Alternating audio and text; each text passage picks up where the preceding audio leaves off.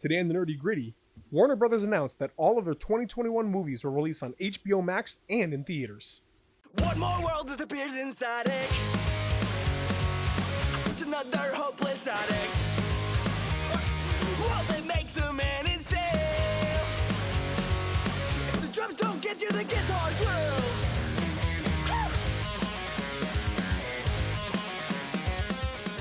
Hello, everybody, and welcome to another episode of The Nerdy Gritty, where we, get this, delve deep into the details of pop culture. Wait, what? What? We do that. Wow. That's a thing that we do. I'm your Bene Gesserit Bene Gesserit? Fox. Is that a word? That's okay. Sorry, that's a reference to Dune, which is a Warner Brothers movie. Which there is, you go. Yeah, I wouldn't we got actually be part of the Bene there. Gesserit. That's an all-female thing. I'd be like, could be like the Muad'Dib. That's the reference. No, let's just move on. I'm Fox. That's my name. You could have said anything, and I was just gonna say, and I'm simultaneously Des. That's it. That's all I got. All right, fine. Programming note here. Okay. As of recording this, the Video Game Awards took place last night. Oh yeah. Last week we made our predictions, and we have some just real basic. I'm not going to reveal who got the most. We are hopefully going to talk about our in-depth stats next week. Right. When our associate Chris gets back to us. Hopefully, I'm not sure what his timeline is. I won't hold him to that. But it takes work. No, it does. It's a legit thing. Baseball stats are a whole industry. So stay tuned. In the near future, we will be talking about our continuing stats. But right now, let's talk video games. Oh, what? Video games.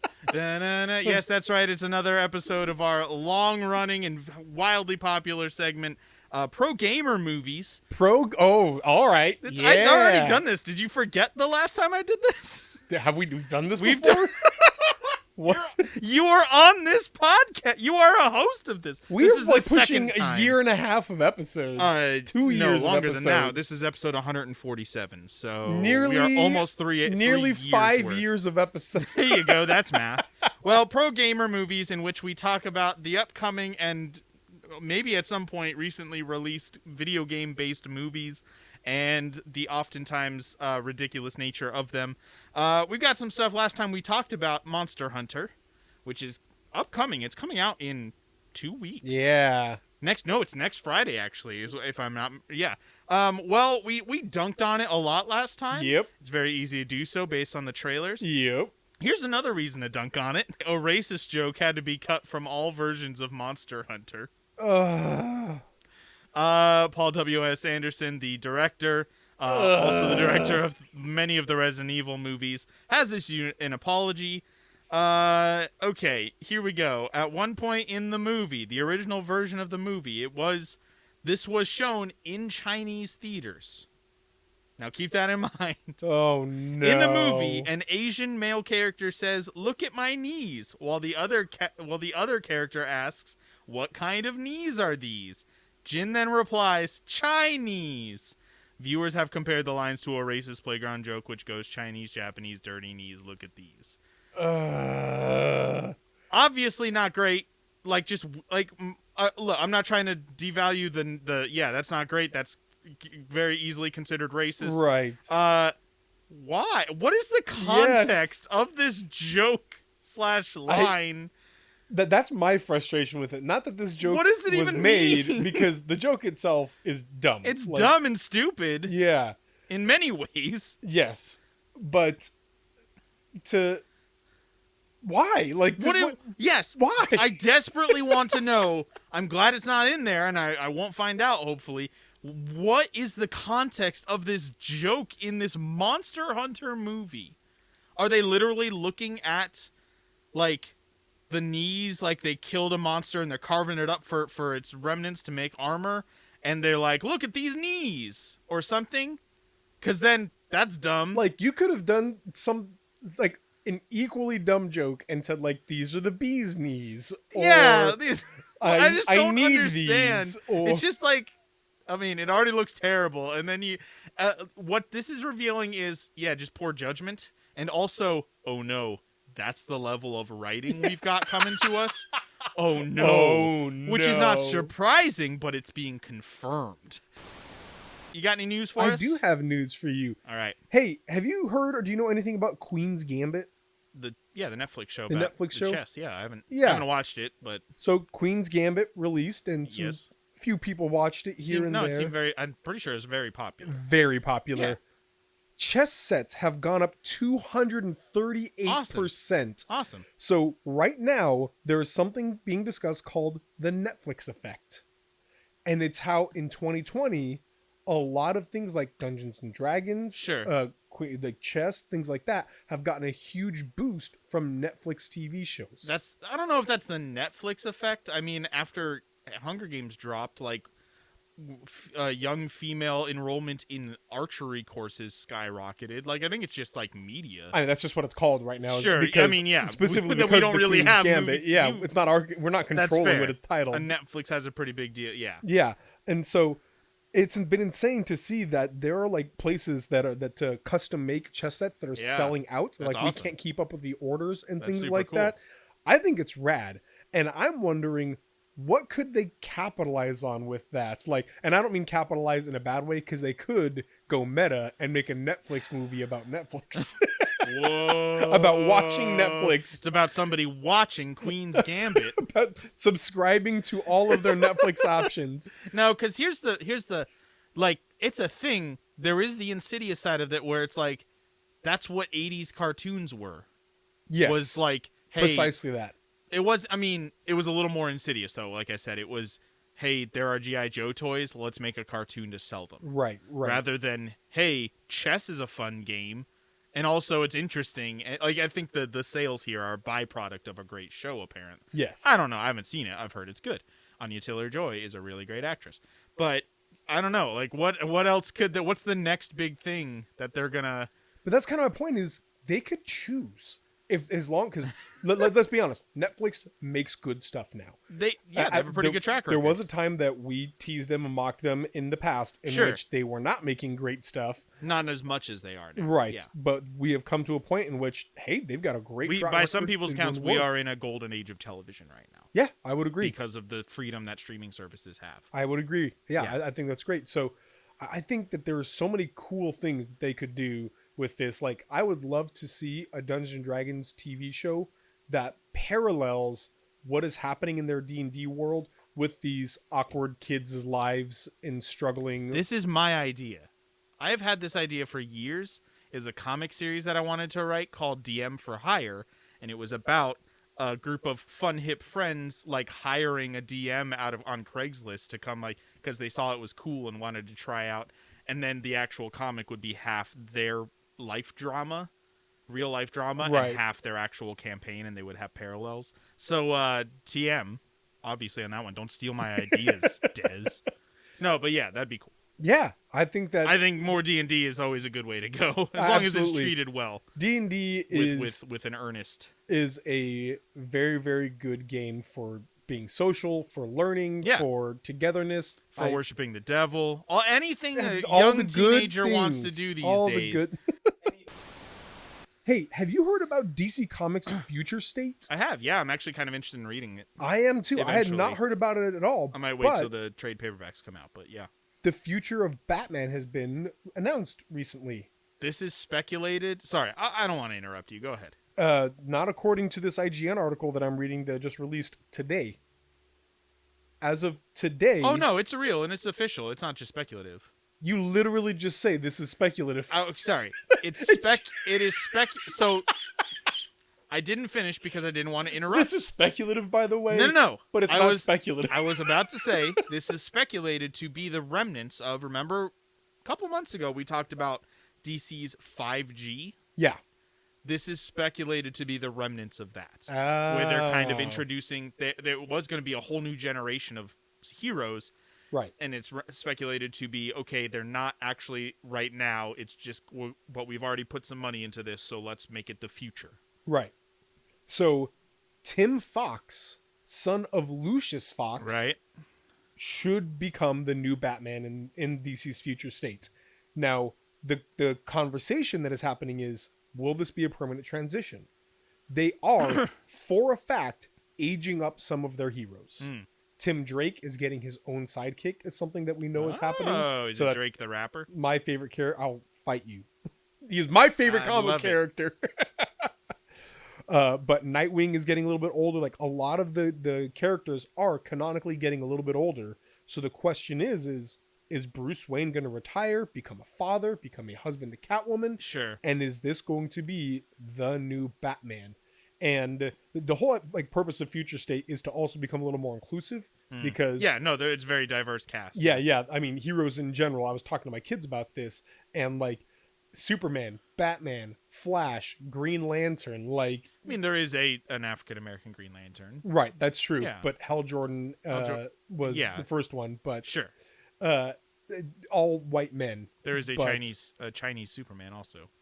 There's I mean, there are other worlds. No, look, let's not get Okay, into this. bottom line the is main that the main Justice League, diversity the is main the cast goal. is not and they are so, succeeding in this yeah, future lineup. I think this is really cool. Well, that's all the news I've got. That's all I've got too. What have you been up to, man? A bunch of stuff, but I'm gonna just talk about some of the more interesting stuff that I've done this week, and we'll start with Cyberpunk 2077. Oh yeah, Cyberpunk came out yesterday, as of recording this, and I played a couple hours of Cyberpunk to just get a feel for it and be able to talk about it today. But I'm gonna be playing it in full eventually, whenever Valhalla is done. So that is to say, Cyberpunk 2077 is pretty cool. Yeah. Yeah. It's not wowing you yet, though? Oh, it hasn't. Okay. So, you know how, like, Skyrim gets a lot of crap for its kind of intro? And Yeah. after playing it once, you're just like, I have to sit through this again. Yes. And then I can get into the game. Cyberpunk has basically that, but you get to choose between 3 different options of your origin as a character. You can be a corpo, a street kid, or a nomad. Right. And I did the nomad one, and it was definitely more interesting, but it definitely feels like those will be the same. Yeah, I'm looking forward to playing it more eventually, but I wasn't super blown away by the couple hours I got into it. I'll be honest, not from the moment it released, but from the moment I saw like gameplay trailers and things like that, I have felt underwhelmed. I'm like, Sure. It looks cool. Like I'm glad people are excited about it, Yeah. but it did not interest me. Yeah. On the other hand, I finally finished and platinumed Bugsnax. Finally? I know. It took Did me that long literally enough. weeks ago. And I mean, it took me like 12 hours. How dare you and I don't get that not much play time video to play games as much as I do. So let's talk spoilers for a little bit here. So Spoilers on Bugsnax Bugsnax. spoilers. I know we've talked about it a little bit Surprisingly, already, but like, there are real spoilers to the game. yeah. Yeah. There's twists and turns There's stuff and, that and happens characters that can die and Yeah, things like 100%. that. Yeah. So we're gonna give you a spoiler warning for like, I don't know, 2 minutes ish, Sure. something like that. Sure. Something like that. But I will say that whatever weird amalgamation of things that Lisbert was at the end was Yeah. filthy and disgusting, and I never want to see it again. The big food monster? The worm thing that she came out and Yeah. was like, "Oh hey, how you doing?" The big snack yeah, monster. like oh Yeah. It was interesting. Like, it was more a commentary to me on, like, addiction. it really had that feeling without actually. If it was supposed to be that, it was too lighthearted, I think. It was very goofy on the surface, which might have taken away from the impact of that for sure. But there really was a pretty heavy message But in there there. wasn't a single character whose life was, like, improved by the addition of Bugsnax. And that's one of the things that I noticed about every single side quest. At the very end, like, you know the side quest is over, and I say this in my playthrough, you know the side quest is over when you hear them saying, "I came for this reason and it didn't work." Right. Just so you guys know, what Fox is going to do is he's going to look up the exact time code for when we stopped talking about Bugsnax, and he's going to say it right now. There it was. That was Nope. his voice. That was it. And now you know when you can Sure, skip for this. That's definitely gonna happen. That will 100% happen. Hey, I watched a bunch of movies, but I really just want to talk about Sound of Metal. Oh man, I've been wanting to see that. Sound of Metal is No spoilers because I want to watch it. It is an Amazon exclusive, and it is about a couple who are also a metal band, a guitarist / vocalist, and a drummer. And the drummer suddenly loses his hearing. Right. And it's about him coming to terms with that, and just the life-altering, like, just everything changes for him so fast. And it is wonderful. Yeah. It is very difficult at the beginning. You feel you feel the anxiety and the fear that he does, because they did an incredible job with the soundtrack, with like the sound of the movie. Yeah. The audio design. Not constantly, but there are whole scenes where it's just like dull, like you hear noise, but you can't make any. You hear what he's hearing essentially. Yeah. Wait, what's that? What's that noise? What is that? Oh no, that's my cat just ran in. We're in your basement, but that's my. Oh no, wait! Hey, hold no, on. I've been watching more Christmas movies. Of course you have. Man, it's become kind of a thing for us now. We watch 2 Sure. or 3 a week, every week, and I enjoy that we're doing this. Boy, did I watch some stinkers this week, though. Wow, Boy, were they bad. Man. I watched Godmothered, a new Disney Plus movie. Oh, I've seen that one on there. A new Disney Plus movie where, here's the theme of it. The fairy godmothers of the worlds have gone like way out of date, and they haven't had an order in decades. Their guild is falling apart. Yeah, Okay. in their godmother worlds or whatever. Sure. And there's one young one who is still passionate about it and really wants to go help somebody. Right. So she finds the last order, and it's from a 12-year-old girl, and she wants to go help this 12-year-old girl who is now like 40. Oh, hey, 28 years ago you said this one thing? Yeah, exactly that. Huh. And it was bad. Oh, sad. Dumb and bad. I also watched Holidate, the Netflix original, and it was even worse. Why? Why are you doing this? We're trying to I'm okay with bad movies, but only if they're like fun bad. It just sounds like you're looking up terrible movies and just watching them. Gosh. So Holidate is about a two people who are sick of getting a date for the holidays. Well, one guy is sick of he dates a lot of people. It sounds like literally every Lifetime Christmas movie. There's Hallmark Christmas but movie. there's one distinction. I'll get to it in a little bit. Okay. There's a guy, he dates a lot of women. He's kind of like Oh, I'm very It's based on me. Hit it and quit it type of thing. Oh yeah. No, trust me. I know what that like is. And so, but he's tired of doing that over the holidays and then having all the expectations of now we're together on the holiday. Yep. She has been single for a long time and is sick of being single on the holidays. And so they just decide, you know what? Let's just be each other's dates on holidays forever. No pressure, no expectation. We're literally there so we can be somewhere without any expectations. I assume I know what the end of this movie is then. Oh, yes, you do. Yeah, it's 100%. Yeah, the apocalypse happened. Oh. I watched one of my favorite television shows that I've seen in a long, long time. Psych. No. It's called Ted Lasso. Oh man, I've been wanting to watch that. Okay, so it's Apple, you're though, aware. Right? Yeah, it is I know on Ted Apple. Lasso. My brother-in-law has Apple Plus or Apple TV. Nice. And so, background, there was 5, 6, 7 years ago on NBC, they were starting to show Premier League soccer, Premier League football, European Football League on NBC.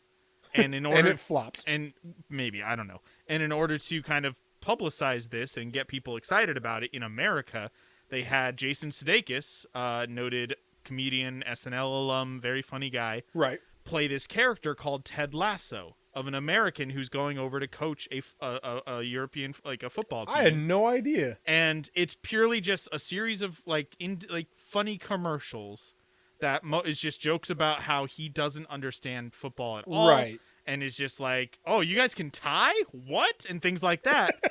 And now Ted Lasso is a 10-episode. There's already been 2 more seasons greenlit, haven't come out yet. And it is one of the most endearing, earnest, and hilarious television shows I've ever seen. That's what I hear, that it's just delightful. Shockingly good. Man, for coming off of something as dumb as that, or as non-serious as that. Very funny commercials, but I love it because he has this. Ted Lasso is a great character. Probably the best acting Jason Sudeikis has ever done. I want to see him win an Emmy. because he has this pervasive positivity that it doesn't feel like Kenneth from 30 Rock, Right. where it's just like the joke is that he's just always smiling. Yeah. I mean, that is kind of the joke sometimes, but he's hilarious. It's very clever. He's a person from Kansas, but not portrayed as a stereotypical, like, dumb Midwestern person. Right. He's very clever, makes lots of funny jokes. He has this, like, genuine I care about you to all of his his team. Everybody has, like, their moment to shine, like a lot of the players. There are genuine adult conversations where, like, characters will say, hey, I did this crappy thing and I'm sorry. And then there's forgiveness. And it just feels so earned, and it feels so refreshing. And I am not somebody who binges television. I watched all of this in 2 days. Wow. Well, that's what we got, guys. Yeah. Let's get down to the nitty gritty. Let's do it.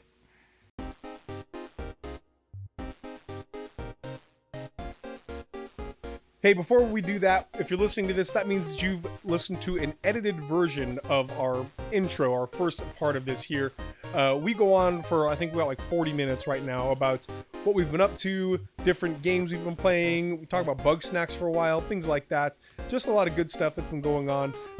If you are interested in hearing the extended cuts, or what we call the director's cut, we would encourage you to head over to patreon.com/DesandFox and become a patron of ours. At the second tier or higher, you get access to the nerdy gritty director's cut. But also at any tier, you get access to our Discord and all of our Patreon exclusive content. Like we have an entire playlist that's still Patreon exclusive called the Bargain Bin, in which we played some very cheap Switch games. Very cheap. Cheap is free, basically. Switch literally games. 1 cent. Yeah, and then we release a lot of stuff early on there, and there's just a lot of premium content that comes on onto our Patreon page. So if you have the means and if you'd like to, we'd really appreciate it. One more time, that's patreon.com/DesandFox. But if that's not something you're able to do, we understand, and we just want to encourage you to please tell your friends about our podcast. Let some people know that we are here, that we exist, and to listen to us, or else. Let's get down to the nitty gritty. Bye! So there was something that made a lot of shockwaves, a big impact on the film industry. No kidding. I think it was announced this week, as of recording, a couple days ago, that all of Warner Brothers movies slated for a 2021 release will simultaneously release in theaters and on HBO Max. And that's a huge deal. It's a big deal. It is a huge deal. Sometimes, I mean, I can understand, like, okay, you can just watch it on either one. No, that's a huge deal.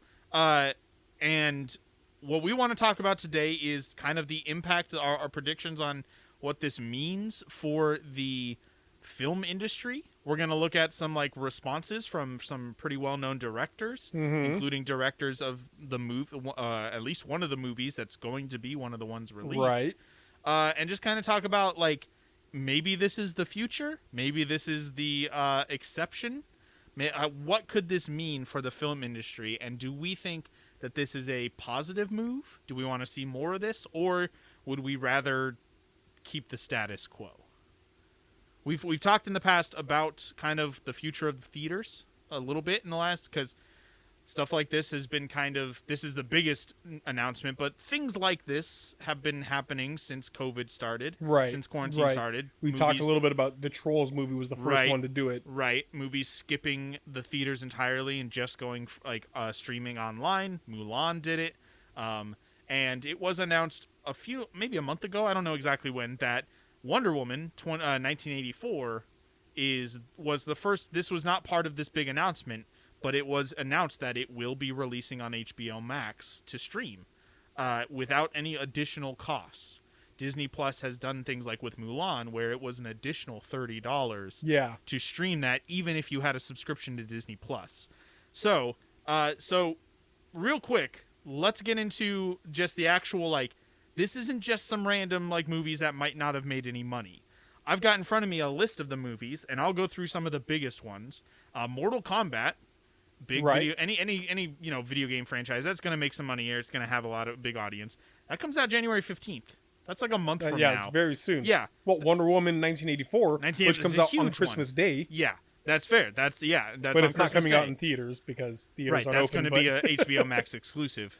Godzilla versus Kong, the Tom and Jerry movie, which looks not great. The new Conjuring movie, which is a very popular horror series. Right. In the Heights. Oh, yeah. The adaptation of Lin-Manuel Miral's Miranda's first musical. Yep. Which I'm excited for. I am too. Space Jam, A New Legacy, the new Space Jam movie. The Suicide Squad, Dune, which is huge. Yep. The And Suicide Squad is huge. Look, all of these are pretty big. Yeah. I think maybe arguably the biggest, The Matrix 4, Yep. is also included in this, plus lots of others. Judas and the Black Messiah, I'm actually really looking forward to. All of these movies, there's 21 total. All of them have definite release dates except for 4 of them. That's and that will be at some point. Right. But yeah, those ones I mentioned will be dropping simultaneously in theaters and on HBO Max. So let's get into just kind of our initial feelings, our initial thoughts toward this announcement. What do you think about it? Well, honestly, I'm good with it. I know. Okay, so we'll get into this a little bit later, but everybody seems to hate it. All the professionals seem to hate it. Let's air out our privilege here. We have HBO Max. We split an HBO Max subscription. Right. And none of the theaters around us are open. Right. So this is the only way we could watch these That's movies. true. That's so true. that is a little bit of a privilege. But yes, I understand. Okay, go ahead. Because, so when streaming radio came out, things like even just YouTube where you could listen to music on the radio. Sure. Online. Or Sirius. Sirius XM and things like that. Traditional radio kind of had the same thing. Sure. They did what are we going to do? How can you do this to us? We're the way that people listen to music for decades. Yeah. Et cetera, et cetera, et cetera. But really, at the end of the day, horses don't get to complain that cars drive on their own now. Yes, 100%. Sometimes things go out of technology advances. That's just how it goes. Yeah, yes. That's a large part of how I see this is it's just inevitable. Yes. Do you think that in a world where digital media is becoming so prevalent that movie theaters will always be protected and never have any kind of... They've already had a loss from digital media. Right. So it's just the quarantine has just kind of amplified that, I think. Now, I have said before, I like theaters and I want them to survive. We've talked about the whole idea of... we had a whole episode about how theaters could improve or do things differently. I think that there is something to be said of the group experience with it being in a huge room with a massive sound and things like that. That's awesome, and that's good. Yes, I recently learned that my wife was planning a birthday party for me that was renting out a private theater for us to watch a movie with a bunch of people. Yep. And I'm extremely sad that it wasn't able to happen because of the big COVID spikes in lockdown, COVID lockdown. Anyway, it will be happening at some point in the future. But good, because I wasn't able to go to that party because I was out of town. It'll be happening at some point in the future. I was so disappointed. I love the theater experience. I wasn't, because it was supposed to be a surprise. Yeah. So I didn't say anything to you. She told me about it. But I'm glad that you know now. Basically, after on my birthday telling me, hey, this was going to be it, but... So, really, I think there's an amount of... I don't know if privilege is the right word, but an expectation where for what I would pay to go to the theater on my own, I can get a month of HBO Max. Yes. And watch a month's worth of movies or all the old movies that came out from before or anything else like that. If you want people to be able to, if this is about the art, people can experience your art for a much cheaper price and a much more accessible price. To me, I feel like a lot of the complaints, they say it's about arts. They raise their fist and they're like, art! But it's also, it makes more money for us this way. Yes. I feel like, okay, so a lot of the responses I've seen, I'm sure there's more than I've seen, but from people in the industry, particularly directors, have... I will put this out here not as a definition of this is why, but just kind of a similarity amongst the people I've seen complaints from is that they're all fairly older gentlemen who are complaining about moving to a streaming service with the movies. How old is Christopher Nolan? Christopher Nolan is, I think, in his 50s, and maybe then late 40s. Denis Villeneuve, Villeneuve is fairly 40s, 50s. Villeneuve, is that how you say He's the that? director of Dune. No, I saw. I don't know how to pronounce it. Villeneuve is what I would Sure, think. that's probably exactly how it says. I don't know. Okay. That makes more sense. Judd Apatow, I've seen complaining about it. He's an older guy, 50s at least. I don't consider 50s old. When I think old, I think like Scorsese 105 or Well, I something know. like that. I'm but- literally yes. I don't mean to. I'm not trying to disparage age here. I'm just saying Right. that they are okay. Maybe tenured. maybe industry veterans. There you go. Is probably the better way to put it. They are not young and upcoming directors who have grown up in this different landscape. They have put out 10 or 15 movies that have all come out in theaters and are maybe a little worried about what this might look like in the future. Will their movies be as popular if it's on the small screen in your living room? Right. Will the production company make as much money, and therefore will I be able to have the paycheck that I'm used to? And that's really what it seems like to me. I do understand that not everybody has a top-notch, 7.1 surround sound Sure. system like I got because GameStop got sued and I got a cut of that settlement. True story. Yeah, the one good thing GameStop has done is get sued.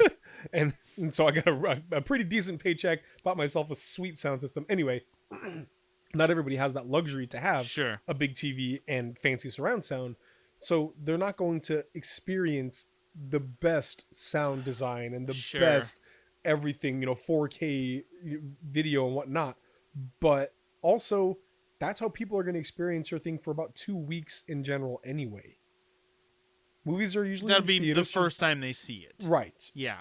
And then after that, if people go If to the they theater like it at enough, all, they'll get it and watch it at home. it'll be exactly what it would have been anyway. And so I really think, I do understand Christopher Nolan, Denis Villeneuve, I was what I would say, Villeneuve. That's probably how it's pronounced. Yeah, what I would say, I understand that they are saying art. This is how our art form is supposed to be viewed or whatever else. But I really don't see that. Yeah, again, I think it's largely just a fear of what the future holds Yeah. and changing technologies. To me, it's like a fear of moving into different energy because the coal industry has so much hold. It has a lot of jobs. It has it really doesn't actually anymore. But just that fear of moving forward because it means change, and change is scary sometimes. On that note, though, and here's where I'm wondering how this will play out, the Directors Guild of America has released a statement saying that this is unacceptable and is, quote, contrary to both the long-standing relationship between the Directors Guild of America and Warner Brothers, and an explicit representation made by senior executives to the DGA on this very issue.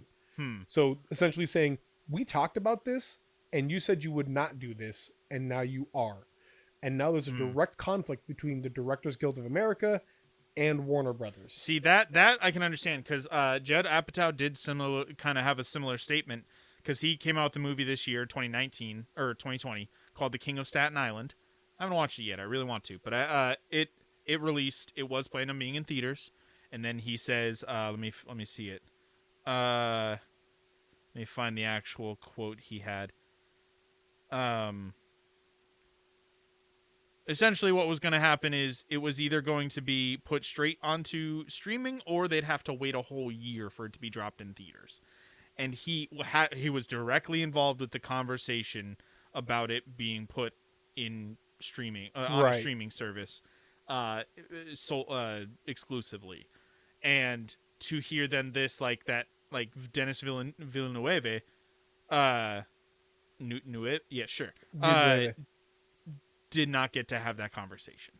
Warner Brothers, apparently, according to this is my assumption, that a lot of these movies, they didn't go to all the directors and say, hey, we're thinking about doing this. What's your thoughts? It was an executive Warner Brothers decision to say, this is probably going to be better for us in the long run, so let's just make it happen. Yeah.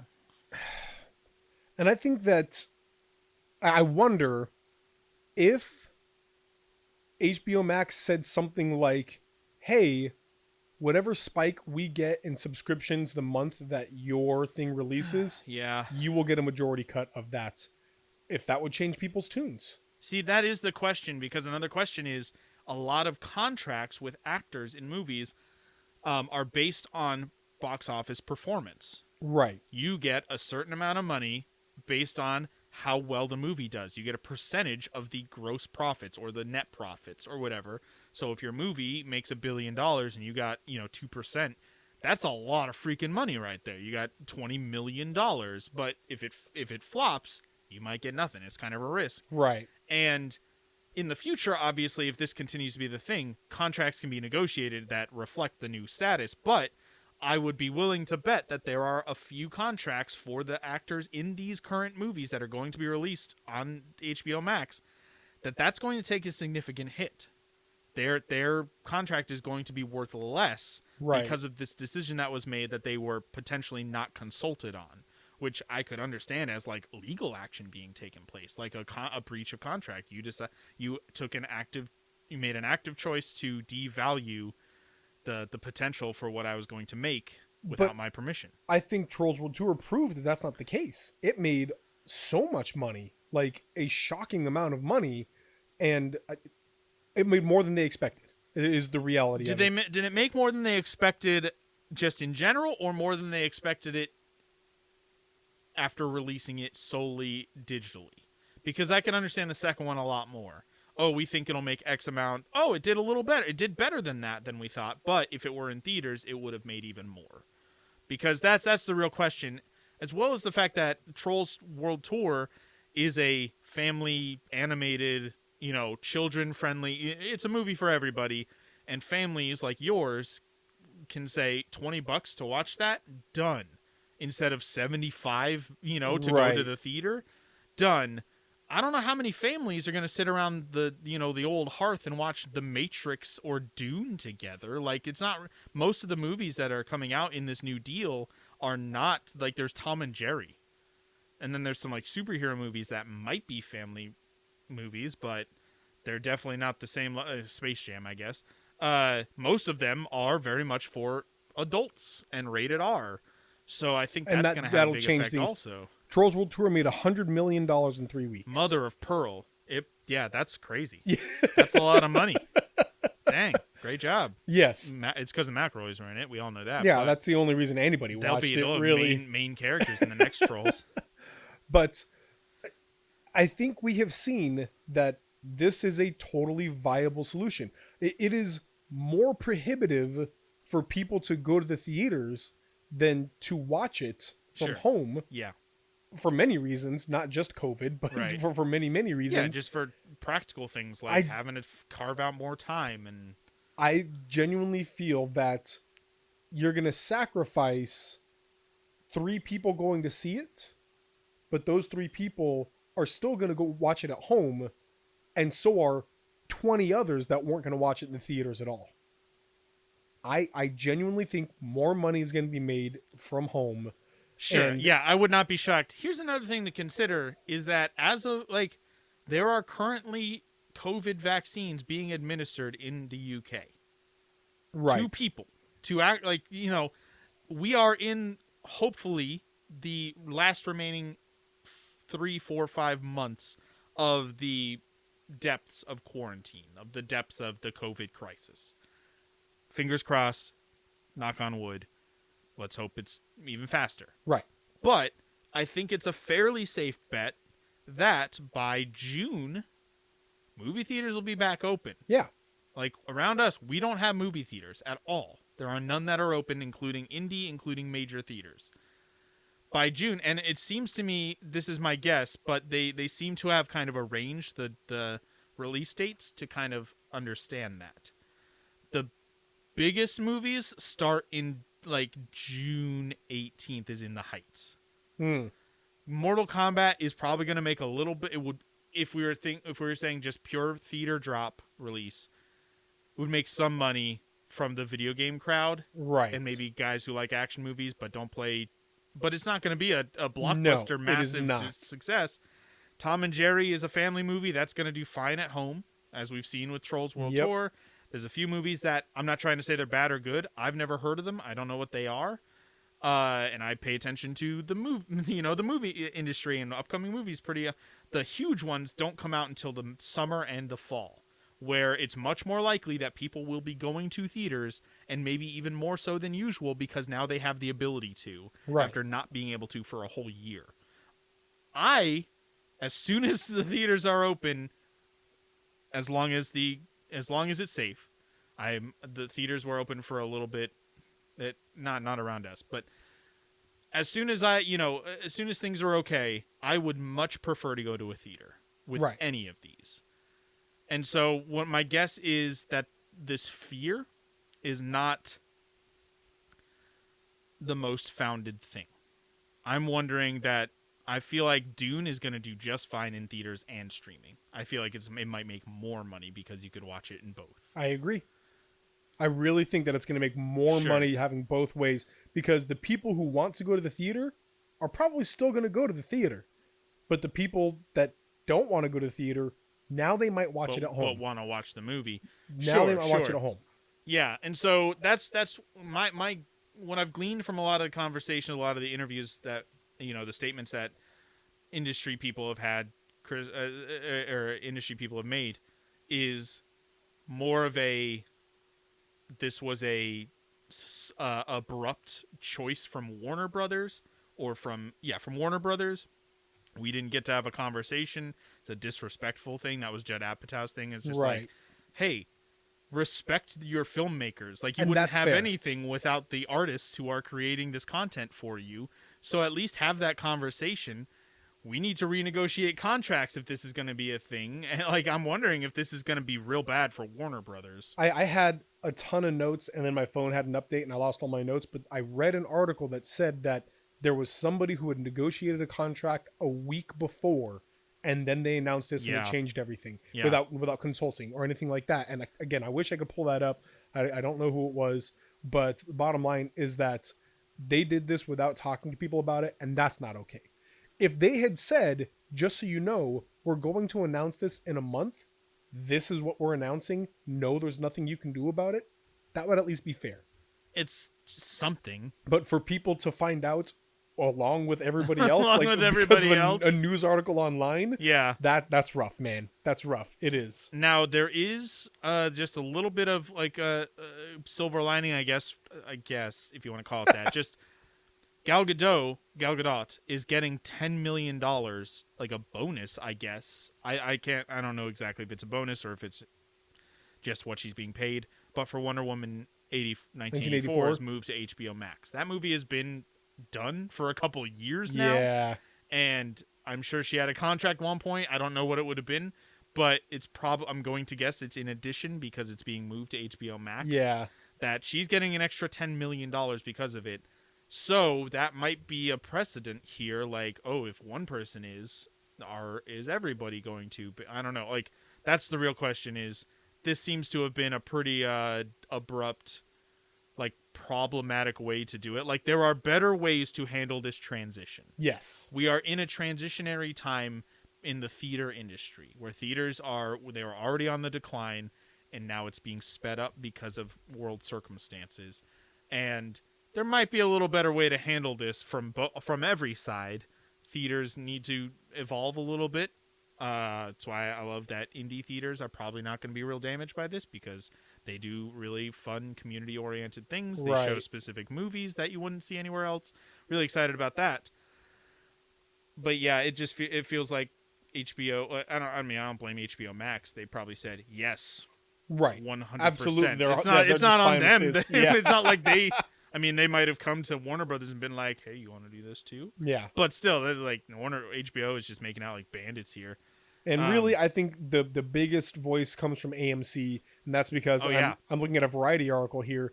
They're thinking they're going to go bankrupt in January, and that's a big deal for them. Like, Yeah, well, to be told, AMC is the largest movie theater chain in the world. to realize, Or at least the we may not survive 2021, and then to be told, by the way, Then perish. we're also splitting the movies we're sending you with on demand. Like, that's scary. That's I a nail in the understand coffin. that. Yes, right it there. really, really is. Sure. But like you said, I don't think it's really going to affect them.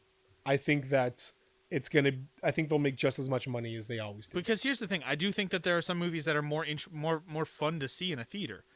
Endgame was very much a theater movie. 100% yes. Watching it at home is fun. It's a great movie, but watching it in a theater, like, it was the first movie that I have, maybe the first movie I've ever seen where the crowd erupting in applause and like just like reacting viscerally to the crazy things happening was not just an annoyance to me. Usually I'm like, hey, shut up, everybody. We're trying to watch this movie. But then when, like, you know, the Iron Man snap and everybody's just like, yeah, and like, because he does this big thing. Yeah. I'm like, yeah, I get it. Like, this is a big deal. This is culmination of 12 years and 21 movies and this beloved character. And that's not a reaction you get when you're watching it by yourself or with a couple others at home. Right. Whereas The King of Staten Island, I don't need to see that in a movie theater. It's a quiet indie drama about a guy getting his life together. Like, you know, it's not really the same experience. Right. There to, you know, so I wouldn't be surprised if this just leads to more toward movie theaters becoming Disney houses, like Disney, just big bombastic superhero movie, action movie places without, you know, Which that's fine. It's fine, I guess. Like, everybody gets the choice to go to the theater or not. Like, now this actually opens up more options for the consumer, which I'm always a fan of. So I don't know. I think it's, after all of this conversation, I think I'm okay with it. At the end of the day, it reminds me of something my dad talked to me about when my dad was a salesman for years and years and years before he passed. And he was alive. And when pagers first came out, and he went to his boss and said, I want a pager. His boss said, that's ridiculous. You don't need a pager. He's like, if my sales reflect it, can I have a pager? He's like, sure, I'll give you a pager. And if it doesn't work in 3 months, you got to pay for it. And he got a pager and his sales went up. And then everybody in his department got a pager. Same thing happened with cell phone. Sure. When cell phones first came out, he's like, you got a pager. You don't need a cell phone. And then he's like, if my sales reflect it, and he got a cell phone and his sales went up. And it's just that at a certain point, his boss should have realized what was happening. Nope. At that point, my dad quit and started his own business. Right. And became much more successful, I would assume. Yes. Yeah. But I think this is that sort of situation where Warner Brothers and HBO Max have decided this is the next step, guys. This is the next step. And everybody around them are saying, nope, that's stupid. You shouldn't do that. We already have theaters. Why do we need home? Right. You know? But I foresee maybe not 2021, but definitely 2022 when theaters and streaming services have been able to work together for a long time. Yes. I foresee out some real good contracts. A lot of this happening. Yeah. Absolutely. Warner Brothers is definitely the one that takes the fall. Yeah. It's like a tech company coming out with something great, and then after, like, and it's expensive, and then a bunch of copycats make something similar but cheaper, and then, you know, the first one is the one that took all the brunt because they were pioneers. Right. Yeah. Well, guys, that's what we got for this. Thank you so much for listening. Let us know what you think about the decision that Warner Brothers is making with HBO Max. Let us know what you think about Christopher Nolan or Denis Villeneuve or however you pronounce it, about their opinions and about how you think this is going to pan out. And of course, let us know your thoughts on the whole thing altogether. Thanks again for listening. I want to say thank you to Granger for the use of our theme song, All My Friends Have Wi-Fi, and some of my neighbors do too, off of the album Dear Sam. I legitimately just was like, you know what? I haven't listened to that album in a while. I'm going to pull it up. Dang, that's good stuff, Just man. fun, good. It's way fun. I listened to it with my kids. My kids were dancing around the house. It's good times. Good writers. Hey, check out our YouTube channel if you aren't listening to this there. We've got it's a Let's Play channel. We've got a lot of games on there. Right now we have a bevy of PS5 games. Actually, Bugsnax is going up soon or has already. Bugsnax is up and going. Right. Yeah. My Assassin's Creed Odyssey playthrough is about over, and so Spider-Man Miles Morales is up soon. My Valhalla, Assassin's Creed Valhalla playthrough is after that. Like, got a lot of new games going up there. Eventually, maybe Cyberpunk. Not sure if I'm going to record that or not. But we got a lot of videos going up. The fall of my playthrough of Stardew Valley, or my it's not really playthrough. It doesn't really end. Right. Just started, so third season. So we got a lot going on. All right. Well, guys, thanks again for listening. And always remember that save games, save lives. Bye. My voice sings louder.